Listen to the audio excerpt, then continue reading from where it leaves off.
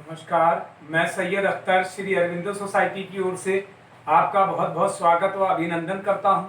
हम आज शिक्षा में शून्य निवेश नवाचार कार्यक्रम ZIIEI द्वारा संकलित एक रोचक व अभिनव नवाचार के बारे में आपको बताएंगे।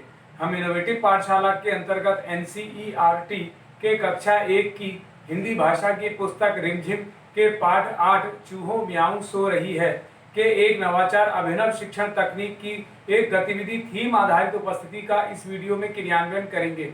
हम आशा करते हैं कि आप इस वीडियो को देखने के उपरांत इस नवाचार तकनीक को अपने विद्यालय व कक्षा में अवश्य लागू करेंगे। इस पाठ को ZIIEI के कई नवाचार गतिविधियों से पढ़ाया जा सकता है, परंतु आज हम इसे थीम आधारित से समझेंगे। तो आइए पाठ का सार समझते हैं। प्रस्तुत पाठ चूहों म्याऊं सो रही है एक कविता है, जिसमें बिल्ली के सो जाने पर चूहों को घर में स्वतंत्रता पूर्वक मनमानी करने का अवसर मिल जाता है। इस नवाचार की नवीनता के अंतर्गत थीम आधारित उपस्थिति एक ऐसा नवाचार है जिसमें छात्रों की उपस्थिति दर्ज कराने का एक अनोखा तरीका अपनाया गया है। इसमें पाठ से जुड़े हुए शब्दों, वाक्यों, चित्रों आदि को रोल नंबर के स्थान पर बोला जाता है, जिससे कि पाठ को लंबे समय तक याद रखा जा सकता है। इस नवाचार के क्रियान्वयन प्रक्रिया के अंतर्गत पढ़ाए जा रहे पाठ की कॉन्सेप्ट के पुनः अध्ययन के लिए दैनिक उपस्थिति के समय रोल नंबर ना बोलकर पाठ से जुड़े हुए संज्ञा, विशेषण, विभिन्न जानवरों और तुकान शब्दों का प्रयोग करते हैं।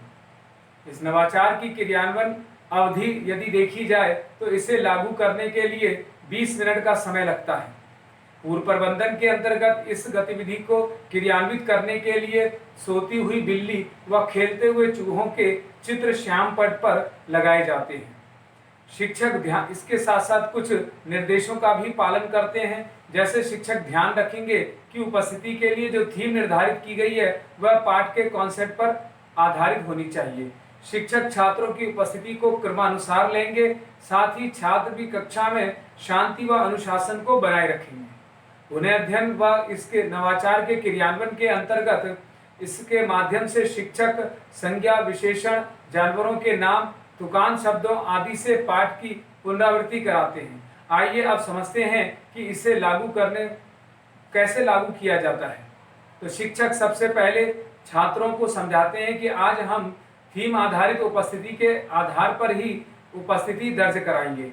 तो शिक्षक सबसे पहले किसी छात्र का रोल नंबर बोलेंगे। जैसे शिक्षक बोलेंगे अनुक्रमांक 1 हरीश, तब हरीश अपने स्थान पर खड़ा होगा और अपने अनुक्रमांक व नाम के स्थान पर तुकांत शब्द गिरीश बोलकर अपनी उपस्थिति दर्ज कराएगा। तो इस तरह से हरीश का तुकांत शब्द गिरीश होगा। इसी प्रकार दूसरा अनुक्रमांक या नाम वाला छात्र खड़ा होगा, वह भी अपने स्थान पर, और अब शिक्षक बोलेंगे अनुक्रमांक 2, तब अनुक्रमांक 2 बोलेगा बिल्ली शब्द और बताएगा कि बिल्ली एक संज्ञा शब्द है। इस प्रकार शिक्षक एक एक कर सभी छात्रों से पाठ के कॉन्सेप्ट के आधार पर संज्ञा, विशेषण व जानवरों के नाम व तुकान शब्दों के माध्यम से उनकी उपस्थिति को दर्ज कराते हैं। इस प्रकार पाठ के कॉन्सेप्ट पर आधारित शिक्षक चूहों म्याऊं सो रही है पाठ का पुनः अध्ययन करा लेते हैं। निष्कर्ष रूप में यदि कहा जाए तो थीम आधारित उपस्थिति से सीखने के अनेक प्रतिफल प्राप्त होते हैं, जैसे विभिन्न उद्देश्यों के लिए अपनी भाषा व स्कूली भाषा की सहायता से बातचीत करना, प्रश्न पूछना, निजी अनुभवों को साझा करना, अपना तर्क देना इत्यादि। वर्णमाला, अक्षर व समान ध्वनियों वाले शब्दों को पहचानना, उनको पढ़ना व लिखने के साथ साथ अभिव्यक्त करने की क्षमता को विकसित करते हैं। छात्र थीम आधारित उपस्थिति से उत्सुकता का भाव बनाए रखते हैं और सभी छात्रों को समान अवसर भी प्रदान होता है। इस प्रकार कही जा रही बात, कहानी, कविता आदि से कहने की समझ भी छात्र इस नवाचार के माध्यम से विकसित करते हैं। इस नवाचार में PRT अनुपात का तो ध्यान रखा ही गया है, साथ ही साथ NCF 2005 के उद्देश्यों को भी पूरा किया गया है। शिक्षक पाठ चूहों म्याऊं सो रही है को एक निर्धारित माह में ही पढ़ाते हैं। इस प्रकार इस नवाचार से छात्रों में गहन सोच के साथ आत्म जागरूकता, सृजनात्मकता के साथ पारस्परिक संबंधों का विकास होता है। इस नवाचार से छात्र अभिनव शिक्षण तकनीक को समझते हैं।